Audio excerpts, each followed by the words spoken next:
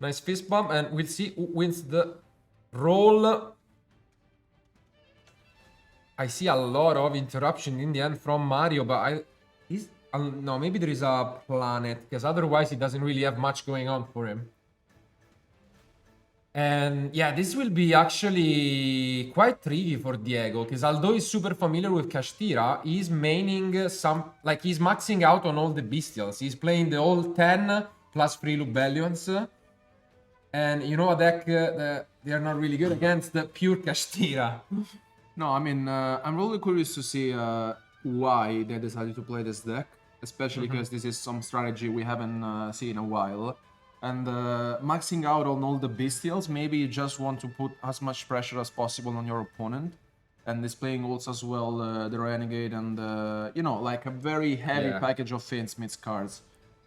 I mean, we have briefly mentioned that one of the big news since YCS Bologna was the release of Crossover Breakers, which, although releasing, you know, some support for all decks, also the elephant in the room are the new decks, which are mostly Ryziel and Malice, which we got a chance to see in action at YCS Anaheim, where Ryziel did win the event, but the new Forbidden Limited list was not in action, and so Snake Eye was a lot more popular, Tempai as well, and now we have seen a lot of changes, and those decks are not really that popular at the moment, so we want to see how our duelists have adapted during this holiday season.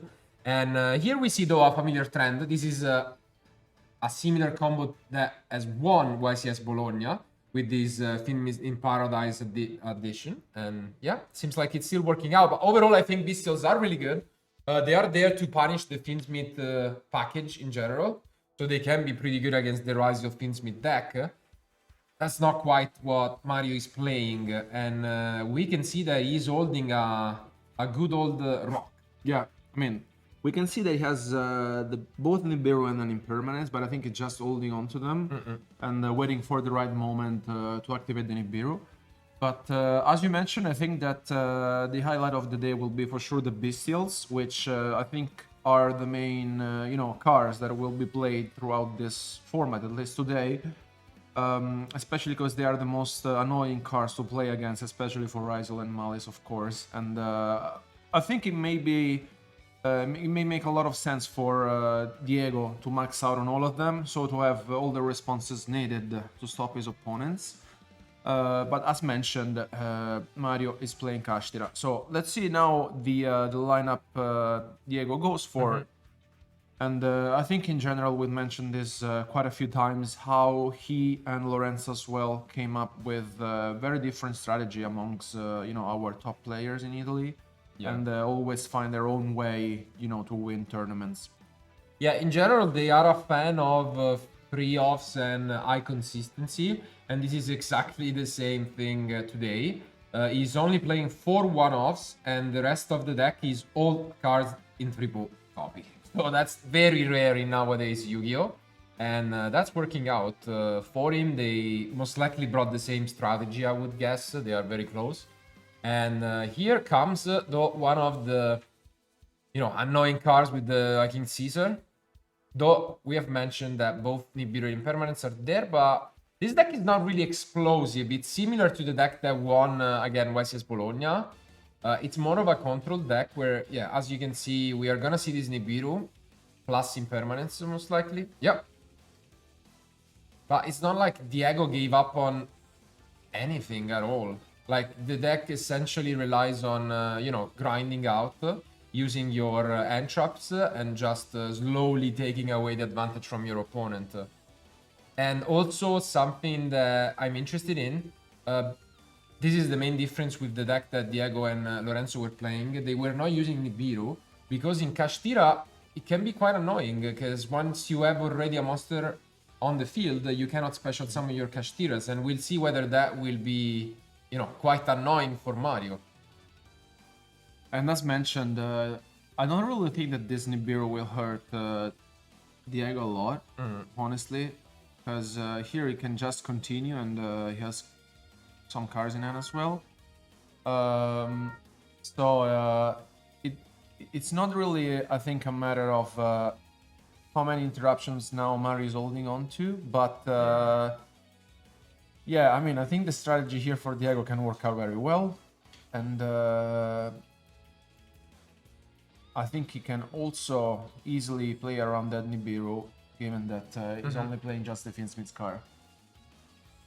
Yeah, and this is pretty much enough. As you can see, gonna go for the Desire setup, and he's also already got the Paradise in the graveyard, and that is actually quite nice here, because with that call by, you can usually stop it, but in this case it's already there, so you either keep it for the Desire once it hits the graveyard, or yeah, we'll see how Mario handles it, but he really needs to find some engine, and I do think he picks up planet. yeah, a planet, Abrazzo, yeah.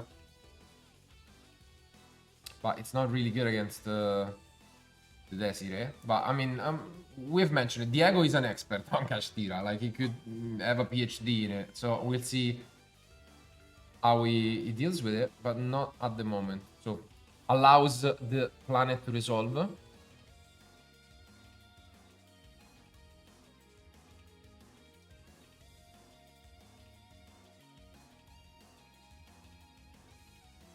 And I think we have another planet. I don't know if it's a planet or Earth.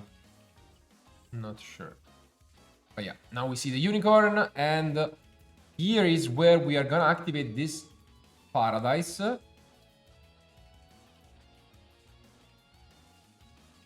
Mario seems like he was giving up on the unicorn. He could chain this call by, but obviously it doesn't work that well against the Desire though. Yeah, and as you can see, the Desire is then used, and this is quite annoying for Mario, because he gets rid of both cards in a go. Yeah, I mean, we saw also YCS Bologna, the Fiendsmith in Paradise being played just a handful of players, and I think it makes a lot of difference to have it in the deck. Ooh. Here also the effect Valor on defend, right? Wow. Oh, okay, the last card hand was the bird. Okay. Yeah, if it was another planet, it was all over, but it was indeed a birth, so there is a little bit of hope left, and it seems like he's resolving, so this is still not over from Mario. Got a bit of recursion at his disposal. We can take a look at what his extra deck options are. I mean, it's pretty much the staples you would expect. He doesn't play any other engines. It's just a straight up Kashtira deck. And yeah, this can be a little bit tricky to deal with.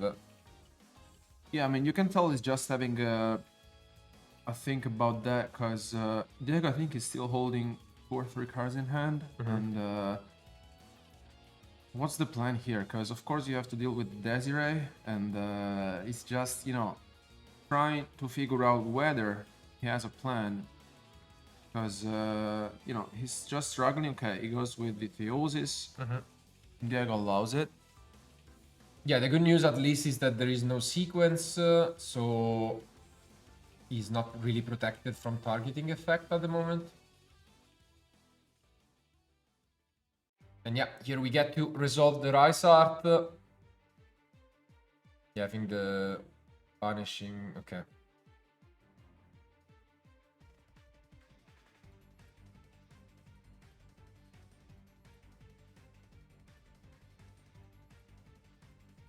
Also, we have mentioned that Diego's deck is completely free offs, which is actually quite bad for the Riser, because it's a card that can be quite effective in nowadays decks at disrupting a lot of the one-offs, but it doesn't really work against Diego. It's like 36 cards that are just free offs. So.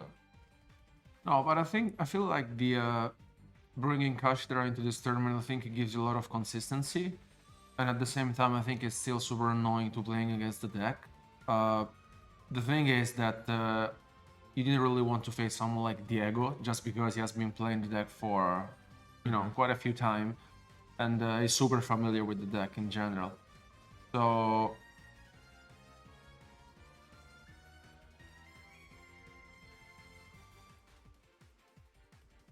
Ooh, I think...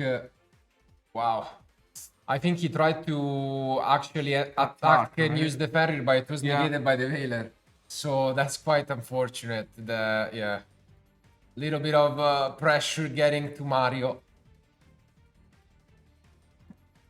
I mean, cannot really blame him. You're up against a really good player, former national champion, and playing on stream in round one. It's always tough.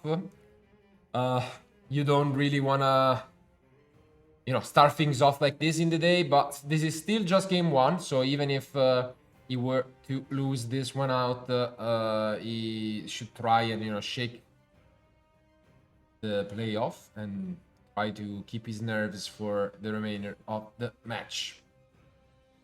And yeah, now he's forced to enter main phase 2. The most he can do is just get rid of this Desiree, but we know that the Fiendsmith deck and the way that it's getting built at the moment has so much recursion thanks to the star, which is the Lacrima, that just keeps on coming back every turn, gives you so much advantage, and he's pretty much out of resources at the moment to stop Diego in his tracks.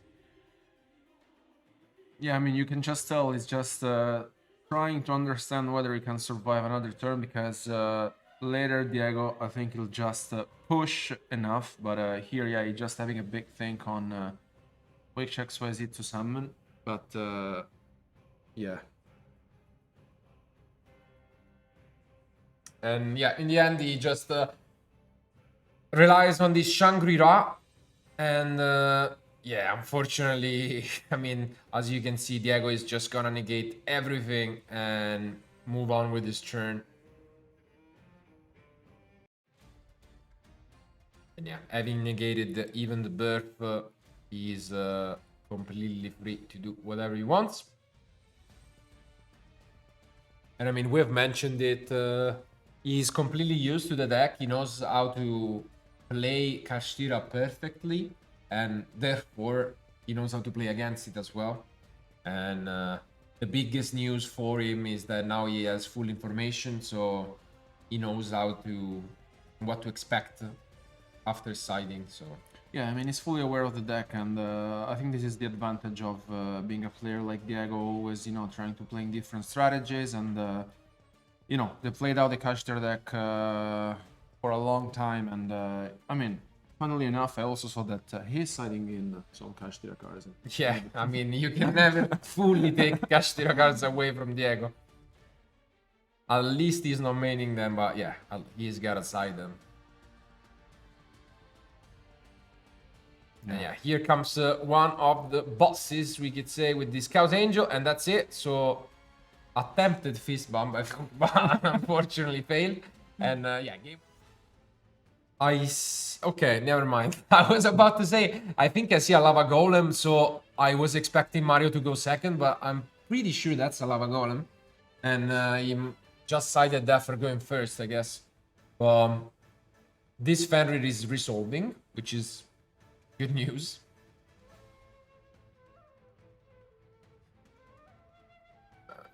Okay. Yeah, he's going through his deck, which allows us to, take a peek at what he might have sided. Doesn't seem like he has made up his mind and goes actually for a Scarecrow. Wow.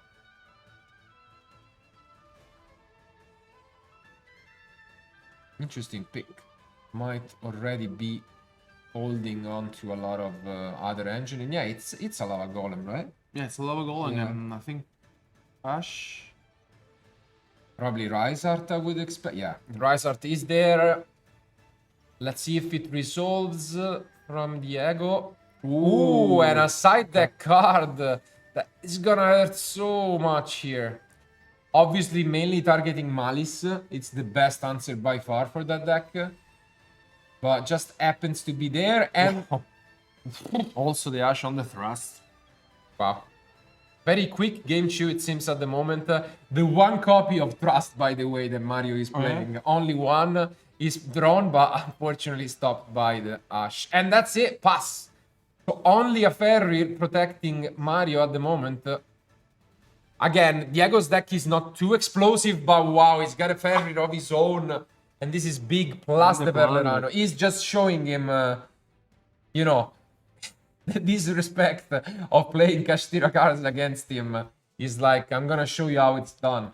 And now I'm curious to see if Mario going to activate the Ash on the planet, and he does. But I mean, because like it could, I mean, it could confuse you, know, because you never really see the Kashtira cards in the game one, and I mean, honestly, I think here. Oh, but looks like Diego's just entering Makes battle sense. phase. Yeah, makes sense. I mean, this is so great. You get rid of everything, then in Memphis Shoe you can still play, and I mean, it doesn't get much better than this. It's worth mentioning that he's not playing the one Rysart, so this is just gonna be the Unicorn, as you can see, which makes usually Unicorn a better start than Ferrier, but in this case, the one Ferrier. Oh, never mind. He is just the GOAT. He has the nerf of his own. Then that's great. Yeah. Well, I mean, what a start from Diego, and we were mentioning this while they were side decking, and I mean, I think it makes a lot of sense to play these cards in the side deck, and also like going second in general. I mean, they're very good, especially to give you access to the Fiendsmith combo. And yeah, Mario is just left with 2 cards, and yeah, the issue is also that Mario. I don't know if we can call him greedy, but like he searched the Scarecrow, which means that he's holding into one of the worst Kashtira pieces as well. So even if he, you know, was to find a way to come back, you know, he has made it a little bit tougher on himself to be able to accomplish so. And yeah, as you can see, this is gonna be quite similar to what we have saw in game 1. Maybe this cheeky lava golem going first could help him out, but yeah, I think Diego is playing it super well. And now here we see the Ptolemy, which honestly I haven't seen in a while. It's been quite a few times. It makes a lot of sense because, as you can see, when you play such a grind deck, you can use it to recover your entrops. It just got back an Ash, which makes it even tougher for Mario to come back. And yeah, I think that's it. So playing it extremely caution, and one draw for Mario. He really needs a way to stop this. He can use this lava golem, but unfortunately this Scarecrow is not really gonna help him. So he needs to pick up a Kashtira monster to have any hope, and he does. No, I cannot quite see. I think it might be a Ferrier, isn't it? Maybe, yeah. There's another monster for sure, but can't really quite tell. Ferrier would be quite good, but I mean, nothing too incredible because the Ash can still stop it. But at least yeah, it would be pretty strong. Here doesn't have much options. Like he has to go lava golem, then.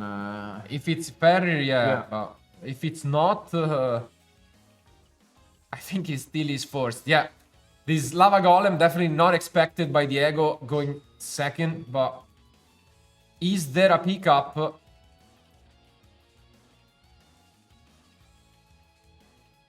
No, apparently. So Diego pulls the trigger and decides to go right away for this in Paradise setup. Makes sense. He wants to use this before any Kashtira can come up. And I think this almost seals the deal, because even if Mario has the Kashtira, you can use the Paradise. And yeah, that's pretty much it. It's almost checkmate. And it was a really good top deck. But Diego has the Paradise. And yeah, this is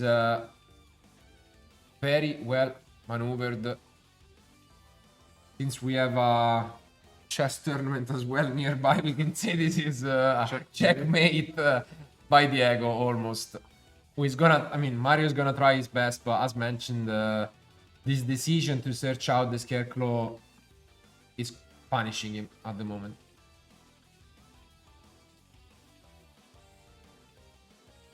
And yeah, now every card is known.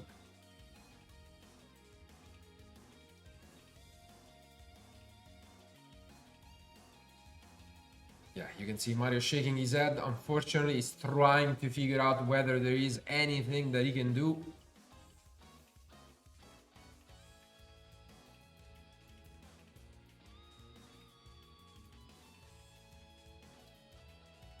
And yeah, here comes the Typhon.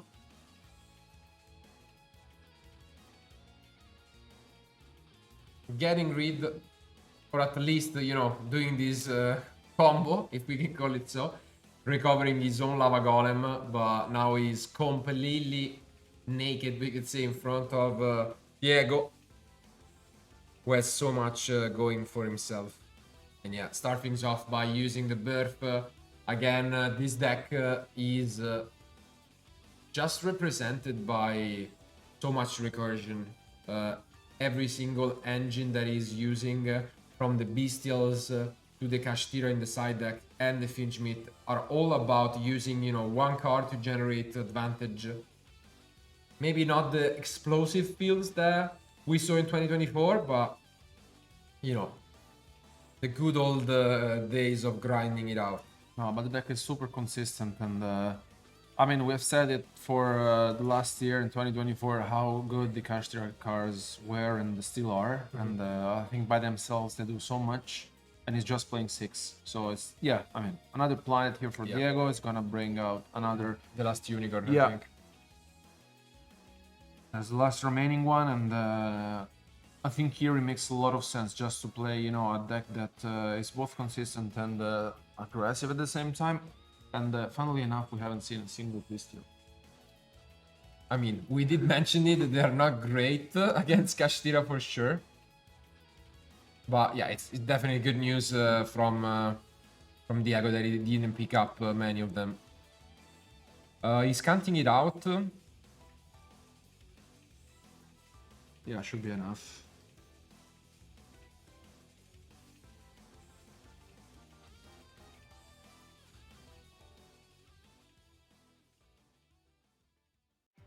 Yeah. And yeah, here comes the handshake.